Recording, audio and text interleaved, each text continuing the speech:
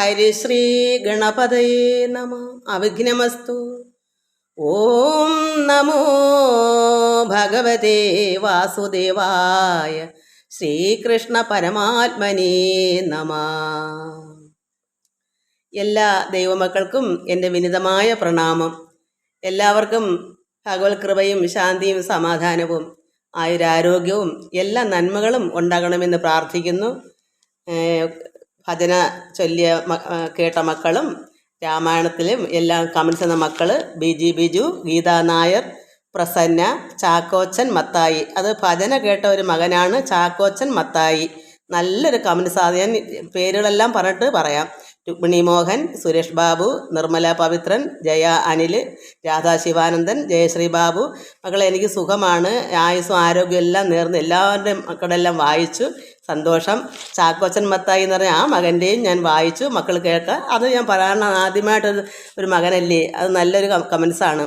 ഭജന കോപ്പ് ഇതുപോലെയുള്ള അന്ധവിശ്വാസങ്ങൾ മിത്തുകൾ ഒന്നും 21-ാം നൂറ്റാണ്ടിലെ പകുതി കാലഘട്ടത്തിൽ ഇതൊന്നും ഏൽക്കില്ല. ജനങ്ങൾ സത്യത്തിലേക്ക് തിരിഞ്ഞു തുടങ്ങി. സത്യമാ. ഭജന എന്ന് പറയുന്ന കോപ്പാണ്. ഇതുപോലെയുള്ള അന്ധവിശ്വാസങ്ങളും മിത്തുകൾ ഒന്നും 21-ാം നൂറ്റാണ്ടിലെ പകുതി കാലഘട്ടത്തിൽ ഇതൊന്നും ഏൽക്കില്ല. ജനങ്ങൾ സത്യത്തിലേക്ക് തിരിഞ്ഞു തുടങ്ങി. സത്യത്തിലേക്ക് തിരിഞ്ഞാൽ മാത്രം മതിയോ മക്കളെ? അത് എത്തിപ്പെടണ്ടേ, അവിടേക്ക് ചെല്ലണ്ടേ? സത്യത്തിലേക്ക് എവിടെയോ സത്യം ഇരിപ്പുണ്ട്, പക്ഷേ അത് എത്തുന്നില്ല. ചെല്ലണമെങ്കിൽ എന്ത് വേണം? പ്രവൃത്തി. എന്താ നമ്മുടെ കർത്താവ് പറഞ്ഞേക്കുന്ന പ്രവൃത്തി? അത് വേണം. സത്യം എവിടെ ഉണ്ടെന്നറിയാം. അതായത് നമ്മൾ ചില മതം ഏതായാലും മനുഷ്യൻ നന്നായാൽ മതി. യേശുവേ നന്ദി, യേശുവേ സ്തോത്രം. എന്താ എല്ലാവരും ഒന്നിൽ നമ്മൾ ചിലർ പറയും രക്ഷാമാർഗം നേടുക, ചിലർ പറയും നിത്യജീവനെ പ്രാപിക്കുക, ചിലർ പറയും അമരനായി തീരുക, അത് അമരത്വം നേടുക. ഇത് മൂന്നും ഒന്നാണ്. രക്ഷ നേടുക എന്ന് പറഞ്ഞാൽ നമ്മളെ ജീവനെ രക്ഷയാക്കുക, അമരനായി തീരുക. നിത്യജീവനെ പ്രാപിക്കുക, അതും അത് തന്നെയാണ്. അമരനായി തീരുക, ഇത് മൂന്നും ഒരേ വാക്ക് തന്നെയാണ്. ഹിന്ദുക്കൾ പറയുന്നതും കാരണം മതം ഏതായാലും മനുഷ്യൻ നന്നായാൽ മതി എന്നാണ് എൻ്റെ ഇഷ്ടം. അത് ഗുരുദേവനും അത് തന്നെയാണ്. അത് തന്നെ എനിക്കും ഇഷ്ടം. ഇത് തന്നെയാണ് യേശു കർത്താവിൻ്റെ ഇഷ്ടം. എനിക്കറിയാമത്. അതുകൊണ്ട് ഒരു ശിഷ്യൻ ഗുരുവിനോട് ചോദിച്ചു, ഇതൊക്കെ ഇങ്ങനെയൊക്കെ ഈ രക്ഷാമാർഗം നേടുന്നതിന് ഗുരുവിനോട് ചോദിക്കുന്നത്, ന്യായപ്രമാണത്തിൽ ഏത് കൽപ്പനയാണ് വലിയത് എന്ന് ശിഷ്യൻ ചോദിച്ചു. ഗുരുവിനോട് ചോദിച്ചു, ഗുരു, ന്യായപ്രമാണത്തിൽ പറഞ്ഞിട്ടുണ്ടല്ലോ ഓരോ കാര്യങ്ങൾ, അതിൽ ഏത് കൽപ്പനയാണ് വലിയത്? ശിഷ്യൻ ചോദിച്ചു. അവൾ പറഞ്ഞു, നിന്റെ ദൈവമായ കർത്താവിനെ നീ പൂർണ്ണ ഹൃദയത്തോടും പൂർണ്ണ ആത്മാവോടും പൂർണ്ണ മനസ്സോടും സ്നേഹിക്കണമെന്നാണ് പറഞ്ഞത്. ഇതാകുന്നു വലിയ കൽപ്പന, ഒന്നാമത്തെ കൽപ്പന. അതാണ് നിന്റെ ദൈവമായ കർത്താവിനെ നീ പൂർണ്ണ ഹൃദയത്തോട്. എന്താണ് ഈ പൂർണ്ണ ഹൃദയം? ഇങ്ങനെ വായിച്ചു പോയാൽ സത്യത്തിൽ കണ്ടെത്താൻ പറ്റുമോ മക്കളെ? പൂർണ്ണ ഹൃദയത്തോടെന്ന് പറയാൻ എങ്ങനെ പ്രാർത്ഥിക്കണമെന്ന് എൻ്റെ അർത്ഥം? പൂർണ്ണ പൂർണ്ണ ആത്മാവോടും പൂർണ്ണ മനസ്സോടും കൂടി സ്നേഹിക്കണം. പൂർണ്ണ മനസ്സുമായിരിക്കണം, പൂർണ്ണ ആത്മാവുമായിരിക്കണം, പൂർണ്ണ ഹൃദയവുമായിരിക്കണം. ഇത് വെറുതെ പൂർണ്ണ ഹൃദയമാണെന്ന് കരുതി അങ്ങ് ചൊല്ലി അത് പറഞ്ഞാൽ കിട്ടുന്ന കാര്യമാണോ സത്യം? സത്യത്തിലേക്ക് തിരിഞ്ഞു എന്ന് പറയുന്നത് ഇന്ന് ലോകത്തുള്ള സർവ്വ ജനങ്ങളും ഇങ്ങനെ പറയത്തേ ഉള്ളൂ, പ്രവൃത്തിയിലാക്കത്തില്ല. എന്താ കാരണം? എല്ലാവരും പറയും ഞാൻ കർത്താവിനെ സ്നേഹിക്കുന്നു, അതുപോലെയാണ് ഇതൊക്കെയാണ് സംഭവമെന്ന്. അല്ലെങ്കിൽ ഞങ്ങൾ ഗുരുദേവനെ സ്നേഹിക്കുന്നു, ഗുരുദേവൻ്റെ ആദർശമാണ്. എവിടെ ചെയ്യുന്നു ഗുരുദേവൻ്റെ ആദർശം? ഗുരുവൻ പറഞ്ഞോ ഈ കണ്ണുകാലികളെ മൊത്തം വെട്ടി തിന്ന് ശവപ്പറമ്പാക്കി ഇടാനും വേണ്ടാത്ത കള്ളു കുടിക്കാനൊക്കെ ഗുരുദേവൻ പറഞ്ഞിട്ടാണോ ഈ മനുഷ്യൻ ചെയ്യുന്നത്? കർത്താവ് പറഞ്ഞോ മനുഷ്യനില്ല ഇതിനെ വെട്ടിത്തിന്ന് തീർക്കണമെന്നൊക്കെ? എന്താ പറഞ്ഞത്? പൂർണ്ണ ഹൃദയത്തോട്. എന്താ ഈ പൂർണ്ണ ഹൃദയം? ഒരു ഹൃദയത്തെ 4ആയിട്ട് പങ്കിട്ടാൽ ഒരു 1/4 പങ്ക് പോലും പൂർണ്ണ ഹൃദയമില്ല. പൂർണ്ണ ഹൃദയത്തെ 4ൽ 1 ഭാഗം ഇറച്ചിയും ആഹാരങ്ങളും കൊണ്ട് നിറഞ്ഞിരിക്കും. ബാക്കി ഒരു ഭാഗത്ത് എന്ത് ചിരിക്കും? ധനം, സമ്പത്ത്, തൊഴിൽ, എന്തിനു പോകണം, എവിടെ പോയി പിടിക്കണം നമ്മുടെ ഒരു ഭാഗത്ത്. അപ്പോൾ ആരെ അങ്ങ് പോയോ കാലും. പിന്നീട് ഒരു ഭാഗത്ത് എന്തായിരിക്കുന്നത്? എൻ്റെ സ്വത്തേ, എൻ്റെതേ എന്നുള്ള ചിന്ത. പിന്നെ അപ്പം മുക്കാലും അങ്ങ് പോയോ? ബാക്കി ഒരു ഭാഗത്ത് എന്തായിരിക്കുന്നത്? ഇതെല്ലാം കൂടി ഒരു ചിന്താഗതി. ഞാൻ എവിടെ എന്ത് ചിന്തിക്കണം, ഞാനെന്ന് എന്ത് കഴിക്കണം, ഇറച്ചി കഴിക്കണോ, കോഴിയിറച്ചി തിന്നണോ, വെള്ളം അടിക്കണോ, അതോ ഞാൻ ഇന്ന് എന്തൊരു പണിക്ക് പോകണം, അല്ലെങ്കിൽ എൻ്റെ ധനവും സ്വത്തൊക്കെ എവിടെ കൊണ്ട് വെക്കണം, എൻ്റെ മക്കളെയും ഭാര്യയും, ഇതൊക്കെ ഓരോ ചിന്തകളായിട്ട് ഓരോ 4 മൂലയ്ക്കും ഇരിക്കുക. ഇത് പിന്നെ എങ്ങനെയാണ് പൂർണ്ണ ഹൃദയം ഉണ്ടാവുന്നത്? ഈ ഹൃദയത്തിൽ നിന്ന് ഇതെല്ലാം ഒഴിച്ച് കളഞ്ഞിട്ട് പ്രാർത്ഥിക്കാനാണ് ഭഗവാൻ കർത്താവ് യേശു തമ്പുരാൻ പറഞ്ഞേക്കുന്നത്. ഇതാണോ നിങ്ങൾ ചെയ്യുന്നത്? ഇത് ചെയ്തിട്ടാണോ എന്നോട് പറയുന്നത് ഇങ്ങനെ നിങ്ങൾ പ്രാർത്ഥന അന്ധവിശ്വാസങ്ങളാണെന്ന്? നിങ്ങൾ ആദ്യം പ്രവൃത്തി നല്ലതാണെന്ന് നിങ്ങൾ സ്വന്തം മറ്റുള്ളവരുടെ കണ്ണിൽ നിന്ന് കരടെടുക്കുമ്പോൾ സ്വന്തം കണ്ണിലെ കരടെടുത്ത് കളഞ്ഞിട്ട് വേണം മറ്റുള്ള കണ്ണിലെ കരട് കളയാൻ. പിന്നെ പൂർണ്ണ ആത്മാവോട് നിങ്ങൾക്കുള്ള ഇങ്ങനെയുള്ള ഉള്ളത്തിൽ പൂർണ്ണ ആത്മാവ് ഇരിക്കൂ. ആത്മാവെന്ന് പറഞ്ഞാൽ പരിശുദ്ധാത്മാവാണ്. അത് ഹിന്ദുക്കൾ പറയുന്ന പരമാത്മാവെന്ന് പറയും. പരിശുദ്ധാത്മാവെന്ന് പറയുന്നത് ഈ ഹൃദയത്തിൽ കയറി ഇരിക്കുക. ഈ 4 മൂല നിറച്ചും ഒരു ഹൃദയത്തിൻ്റെ 4 പങ്കിട്ട് ഇരിക്കുക. ഈ അഴുക്ക് ചാലുകൾ, കാമക്രോധങ്ങളാക്കിയത്, ഇതെല്ലാം കൂടെ ഇരിക്കുന്നിടത്ത് എങ്ങനെ നിങ്ങൾ പൂർണ്ണാത്മാവോട് നിങ്ങൾ പ്രാർത്ഥിക്കും? പിന്നെ പൂർണ്ണ മനസ്സ്, എങ്ങനെ നിങ്ങൾക്ക് പൂർണ്ണ മനസ്സ് കിട്ടും? ഇങ്ങനെയുള്ള ദുഷിച്ച ഹൃദയത്തിൽ പൂർണ്ണ മനസ്സുണ്ടാവൂ? പിന്നെ എങ്ങനെ നിങ്ങൾ സ്നേഹിക്കും? പൂർണ്ണ മനസ്സോട് ഭഗവാനെ സ്നേഹിക്കുന്നത് എങ്ങനെയാ? അപ്പോൾ ഈ വലിയ കൽപ്പന ആദ്യം പഠിക്കണം മത്തായി മകനെ. അപ്പോൾ നിൻ്റെ ദൈവമായ കർത്താവിനെ നീ പൂർണ്ണ ഹൃദയത്തോടും പൂർണ്ണ ആത്മാവോടും പൂർണ്ണ മനസ്സോടും സ്നേഹിക്കണം. ഇതാകുന്നു വലിയ കൽപ്പന. രണ്ടാമത്തേത് അതിനോട് സമം. എങ്ങനെയാണെന്ന് വെച്ചാൽ കൂട്ടുകാരനെ നിന്നെ പോലെ സ്നേഹിക്കണം. ഈ 2 കൽപ്പനകളിൽ സകല ന്യായപ്രമാണവും പ്രവാചകന്മാരും അടങ്ങിയിരിക്കുന്നു. എവിടെയെങ്കിലും ഒരു മൂലയും മുടുക്കും മനസ്സിലാക്കിയിട്ട് മറ്റുള്ളവരുടെ പിന്നെ കണ്ണിലെ കരടെടുക്കാൻ വരരുത്. കാരണം ഇവിടെ എന്താ പറഞ്ഞേക്കുന്നത്? രണ്ടാമത്തെ കൽപ്പന നിൻ്റെ കൂട്ടുകാരനെ നിന്നെ പോലെ തന്നെ സ്നേഹിക്കണമെന്നാ. ഒരു ബെഞ്ചിലിരിക്കുന്ന പഠിച്ച കൂട്ടുകാരനല്ല കൂട്ടുകാരൻ. നമ്മുടെ ചുറ്റിനും സർവ്വ ജീവജാലങ്ങളും ഉണ്ട്. എൻ്റെ ചുറ്റിനും എന്തെല്ലാം ഉണ്ട്? കോഴിയുണ്ട്, കാക്കയുണ്ട്, പൂച്ചയുണ്ട്, നായയുണ്ട്, അങ്ങനെ പലരുണ്ട്. അയൽക്കാരുണ്ട്, കൂട്ടുകാരുണ്ട്, മനുഷ്യരുണ്ട്. സർവ്വം എൻ്റെ കൂട്ടുകാരാണ്. ഇവർക്ക് 2 ഉള്ളവൻ 1 ഇല്ലാത്തവന് കൊടുക്കണം. വിശന്ന് വരുന്നതിന് ആഹാരം കൊടുക്കണം. ദാഹിക്കുന്നതിന് ജലം കൊടുക്കണം. ആത്മാവിലെ ആധ്യാത്മികമായ അറിവ് വേണമെങ്കിൽ അത് കൊടുക്കണം. ഇതൊക്കെ ചെയ്തിട്ടാണോ നിങ്ങൾ സത്യത്തിലേക്ക് തിരിയുന്നത്? നിങ്ങൾ സത്യത്തിലേക്ക് തിരിയുന്നു. ഇതൊക്കെ വില പോവില്ല. 21-ാം ആണ്ടിലെ തീരാറായി, പകുതിയായി. ഇനി ഇതിലൊന്നും ഇത് വില പോവില്ല. പക്ഷേ ഇതിൽ ആരാണ് ഇത്രയും ചെയ്യുന്നത്? ഇങ്ങനെ ചെയ്യുന്ന മത്തായി അച്ഛൻ പറഞ്ഞ ഈ മകനോട് ഞാൻ പറയുന്നു, എനിക്കെല്ലാവരും മക്കളാണ്. ഈ മകനോട് ഞാൻ പറയുന്നു, ഇത്രയും നിങ്ങൾ ഈ പറഞ്ഞ കൽപ്പനകളെല്ലാം നിങ്ങളിലുണ്ടെങ്കിൽ നിങ്ങൾ എൻ്റെ മുമ്പിൽ വന്നാൽ ഞാൻ നിങ്ങളുടെ പാദത്തിൽ തൊട്ട് നമസ്കരിക്കും. കാരണം എന്താ വെച്ചാൽ കർത്താവിൻ്റെ സർവ്വ ആദർശം നിങ്ങൾ നേടി എന്നാണ്. അപ്പോൾ എനിക്ക് കർത്താവിനോളം നിങ്ങളോട് എനിക്ക് സ്നേഹവും ബഹുമാനവും ഈശ്വരൻ്റെ തുല്യം ഒരു ദൈവപുത്രനായിട്ട് ഞാൻ നിങ്ങളെ കാണും. നിങ്ങളുടെ പാദം ഞാൻ തൊട്ട് വണങ്ങും. എൻ്റെ മുമ്പിലോട്ട് വന്നാൽ മതി. പക്ഷേ ഈ കൽപ്പനകൾ മൊത്തം നിങ്ങളിൽ ഉണ്ടാവണം. ദൈവമായ കർത്താവിനെ നീ പൂർണ്ണ ഹൃദയത്തോടാണോ, പൂർണ്ണ ആത്മാവോടാണോ, പൂർണ്ണ മനസ്സോടെയാണോ സ്നേഹിക്കുന്നത്? നിൻ്റെ അയൽക്കാരനെ അല്ലെങ്കിൽ നിൻ്റെ കൂട്ടുകാരനെ നീ നിന്നെപ്പോലെ തന്നെ സ്നേഹിക്കുന്നുണ്ടോ? പിന്നെ ഈ 2 കൽപ്പനകൾ സകല ന്യായ പ്രമാണവും ഉണ്ട്. അവിടെ വേറെ ഒന്നും വെച്ച് കെട്ടണ്ട. പിന്നെ പ്രവാചകന്മാരും ഉണ്ട്. പ്രവാചകന്മാർ എന്ന് പറയാൻ 1-ലധികം. അപ്പോൾ കർത്താവ് യേശു തമ്പുരാൻ മാത്രമല്ല പ്രവാചകൻ, അത് മനസ്സിലാക്കണം. ഗുരുദേവൻ പ്രവാചകനാണ്, ചട്ടമ്പിസ്വാമിയുടെ പ്രവാചകനാണ്. ഇങ്ങനെ ഈശ്വരൻ്റെ വചനങ്ങൾ ആരും നമുക്ക് ഭൂമിയിൽ വന്ന് പ്രപഞ്ചത്തിന് പഞ്ചഭൂതം കൊണ്ട് നിർമ്മിച്ച ശരീരം എടുത്തവരെല്ലാം ഇവിടെ ദൈവത്തിൻ്റെ ബ്രഹ്മവിത്തുകളാണ്. ഈ ബ്രഹ്മവിത്തുകളായിട്ട് വന്നതെല്ലാം ഭഗവാന്റെ മക്കളാണ്.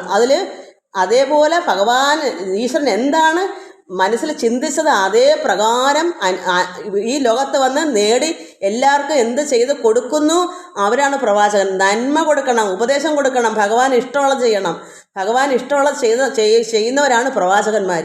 അപ്പോൾ ഇവിടെ ഗുരുദേവനായാലും ശങ്കരാചാര്യനും ഇവിടെ ഏത് ജന്മം എടുത്ത് ഏത് ഗുരുക്കന്മാരായാലും കൃഷ്ണനായാലും ശ്രീരാമനായാലും ആരായാലും ഇതെല്ലാം ദേഹം എടുത്തവരാണ്. അവർക്ക് ദൈവത്തിൻ്റെ മക്കളാവാനേ ഉള്ളു. അവതാരമൂർത്തികളായാലും അത് പിതാവാകുന്നില്ല. അല്ലെങ്കിൽ അങ്ങനെ പിതാവ് അല്ലെങ്കിൽ ഈ മക്കളെ ജനിപ്പിച്ചിട്ട് പിതാവ് അപ്രത്യക്ഷമായോ? ഇല്ലല്ലോ.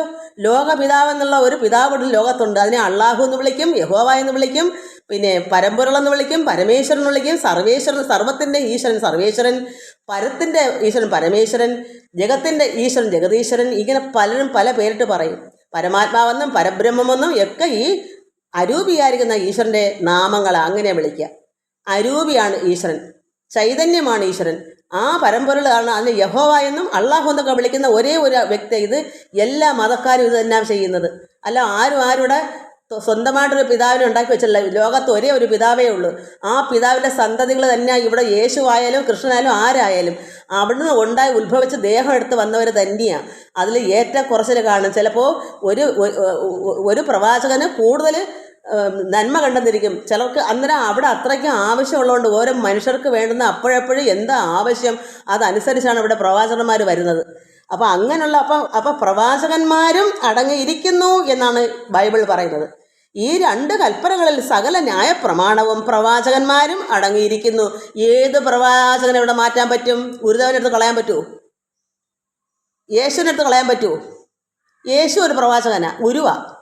ശിഷ്യന്മാരെ റബ്ബി എന്നാണ് വിളിക്കുന്നത്. അപ്പം ആരെയാണ് മാറ്റേണ്ടതെന്നൂടെ പറയണം. ഏതാണ് സത്യത്തിലേക്ക് ഇവിടെ വഴി എന്നൂടെ ഈ പറയുന്ന ആൾ പറയണം.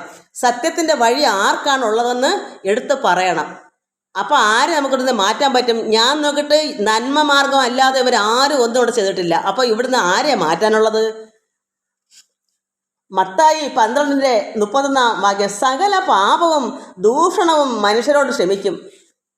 ഈശ്വരൻ ഒരു മനുഷ്യനോട് ക്ഷമിക്കും. അതായത് സാധാരണ മനുഷ്യർ തെറ്റ് ചെയ്താൽ അത് ക്ഷമിക്കും. ആത്മാവിന് നേരെയുള്ള ദൂഷണമോ ക്ഷമിക്കയില്ല. പരമാത്മാവ് അതായത് പരിശുദ്ധാത്മാവ് അതായത് ഈ പൂർണ്ണ ആത്മാവോടും പൂർണ്ണ മനസ്സോടും സ്നേഹിക്കണം. പൂർണ്ണ ആത്മാവെന്ന് പറഞ്ഞാൽ ഒരു വ്യക്തി ഒരു പ്രവാചകൻ്റെ ഉള്ളിൽ പൂർണ്ണാത്മാവുണ്ട്. അങ്ങനെയുള്ള പൂർണ്ണ ആത്മാവിന് നേരെ ദൂഷണം എന്താ പറയുന്നേ? അങ്ങനെ പറയുന്നത് ക്ഷമിക്കത്തില്ല. ഈശ്വരൻ ക്ഷമിക്കുകയില്ല. സാധാരണ ഒരു മനുഷ്യനോട് ദൂഷണമൊക്കെ ഉണ്ടെങ്കിൽ മനുഷ്യനോട് ദൈവം ക്ഷമിക്കും. ആത്മാവിന് നേരെയുള്ള ദൂഷണമോ ക്ഷമിക്കയില്ല. അപ്പോൾ പരമാത്മാവിൻ്റെ ചൈതന്യമുള്ള പ്രവാചകന്മാരെ ദൂഷണം പറഞ്ഞാൽ അവിടെ ഈശ്വരൻ പൊറുക്കത്തില്ല. ആരെങ്കിലും മനുഷ്യപുത്രന് നേരെ ഒരു വാക്ക് പറഞ്ഞാൽ അത് അവരോട് ക്ഷമിക്കും. മനുഷ്യപുത്രനോട്, മനുഷ്യൻ എന്ന് വെച്ചാൽ മനുഷ്യനായി ജനിച്ച പുത്രൻ. അപ്പം മനുഷ്യപുത്രനോട് ഒരു വാക്ക് തെറ്റ് പറഞ്ഞാൽ അവനോട് ഈശ്വരൻ ക്ഷമിക്കും. പരിശുദ്ധാത്മാവിന് നേരെ പറഞ്ഞാലോ ഈ ലോകത്തിലും വരുവാനുള്ളതിലും അവനോട് ക്ഷമിക്കയില്ല. അപ്പോൾ പരിശുദ്ധാത്മാവിനോടെന്ന് പറഞ്ഞാൽ എന്താണ്? കർത്താവ് യേശു തമ്പുരാൻ പരിശുദ്ധാത്മാവിൽ നിറഞ്ഞു നിൽക്കുന്ന ആളാണ്. അപ്പോൾ അങ്ങനെയുള്ള പ്രവാചകന്മാരെ എല്ലാം ഇതിൽ പ്രവാചകന്മാരും അടങ്ങിയിരിക്കുന്നു. അപ്പോൾ പ്രവാചകന്മാരിലും ഈ പരിശുദ്ധാത്മാവ് ഉണ്ട്. അതിന് 2 രീതിയിൽ പറയും. പരിശുദ്ധാത്മാവെന്ന് പറയും, പരമാത്മാവെന്നും പറയും. ഇതെല്ലാം ഈ ചൈതന്യമാണ്, അല്ല രൂപമില്ല, അരൂപിയാണ്.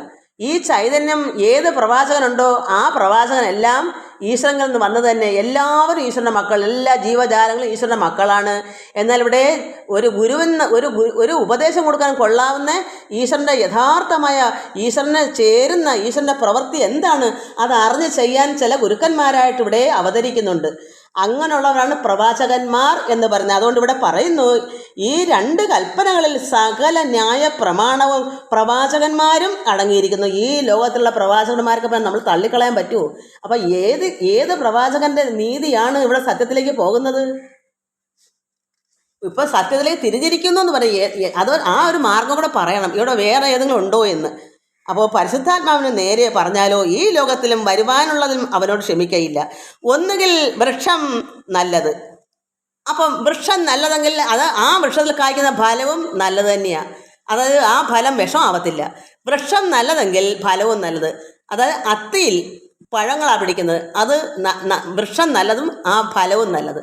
അതുകൊണ്ട് ഒന്നുകിൽ വൃക്ഷം നല്ലത് ഫലവും നല്ലത് എന്ന് വയ്പ്പിൻ, അല്ലെങ്കിൽ വൃക്ഷം ചീത്ത ഫലവും ചീത്ത എന്ന് വയ്പ്പിൻ. അതിൻ്റെ അർത്ഥം കാഞ്ഞിരത്തിൻ്റെ മരത്തിൽ കാഞ്ഞിരക്കുരുവാണ് പിടിക്കുന്നത്. അപ്പോൾ ആ വൃക്ഷവും കൊള്ളത്തില്ല, ആ വൃക്ഷത്തിൻ്റെ ഫലവും കൊള്ളത്തില്ല. അതിൻ്റെ അർത്ഥം എന്താണ്?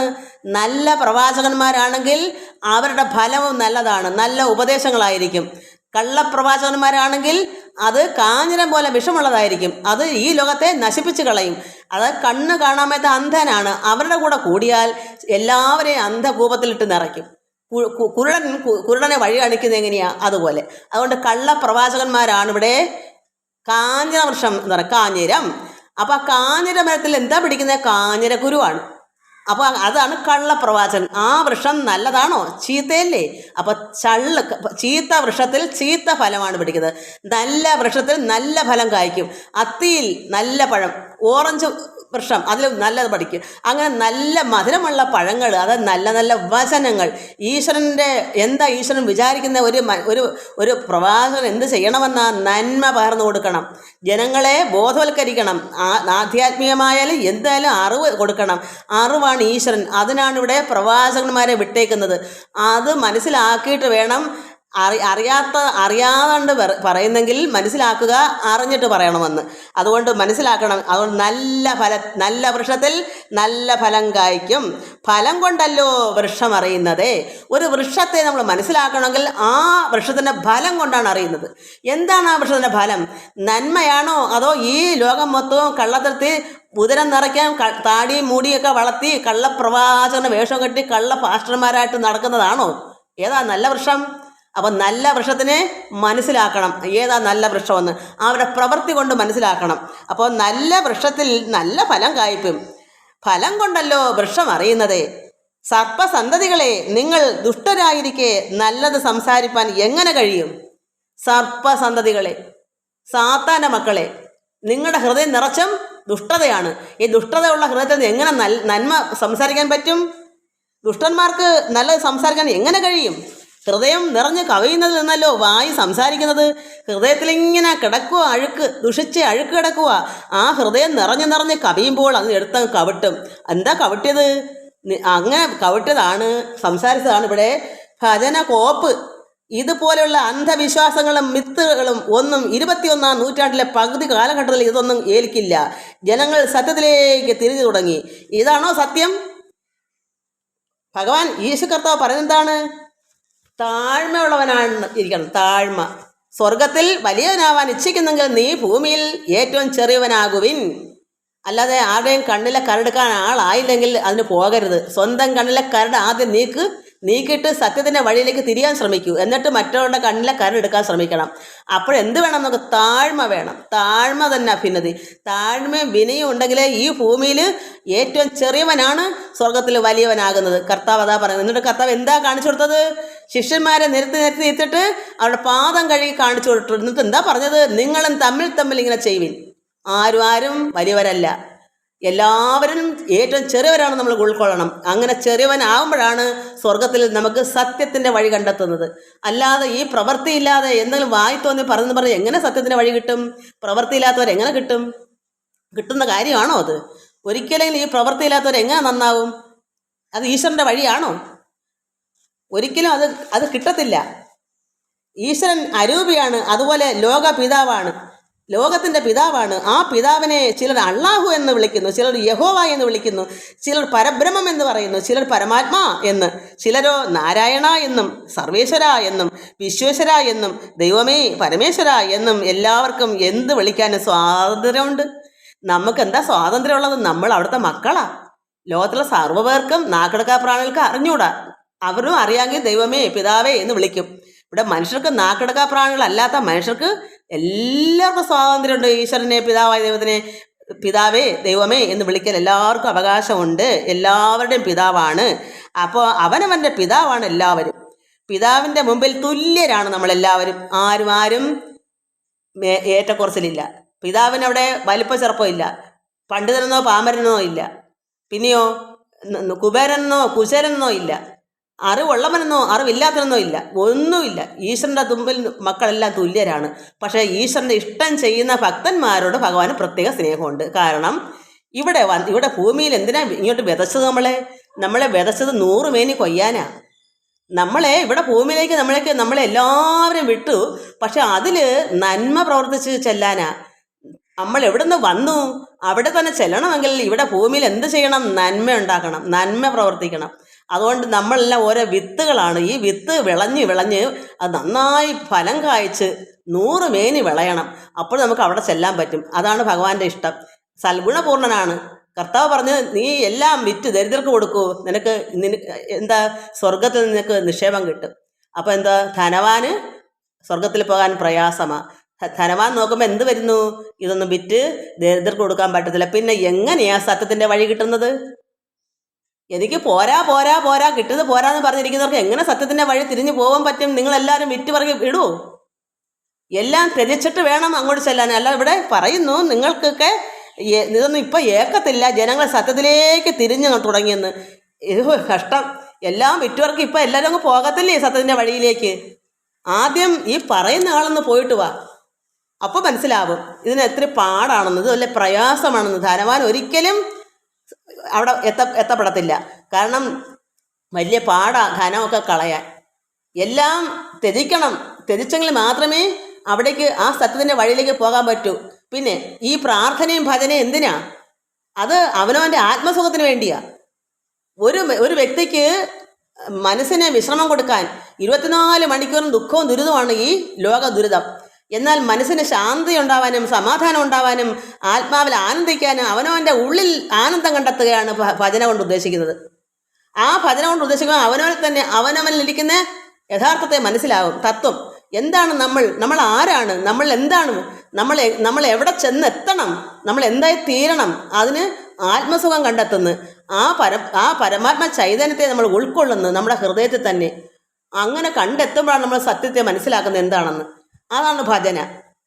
അത് കർത്താവെന്ന് വിളിച്ചാലും യഹോവ എന്ന് വിളിച്ചാലും അള്ളാഹു എന്ന് വിളിച്ചാലും നാരായണെന്ന് വിളിച്ചാലും ഇത് ലോകത്ത് ഇത് അവരവരുടെ ഇഷ്ടമാണ്. ചിലപ്പോൾ ഞങ്ങൾ പാറയെന്ന് വിളിക്കും, ചിലപ്പോൾ വൃക്ഷം എന്ന് പറയും, ചിലപ്പം വേറെ ഒരു കല്ലിനെ എടുത്ത് വെച്ച് പ്രതിഷ്ഠിച്ച് ആ കല്ല് ദൈവമേ ഇത് അവനവൻ്റെ ഇഷ്ടമാതല്ല. പ്രവൃത്തി നല്ല വൃക്ഷമാണോ എന്ന് ശ്രദ്ധിച്ചാൽ മതി.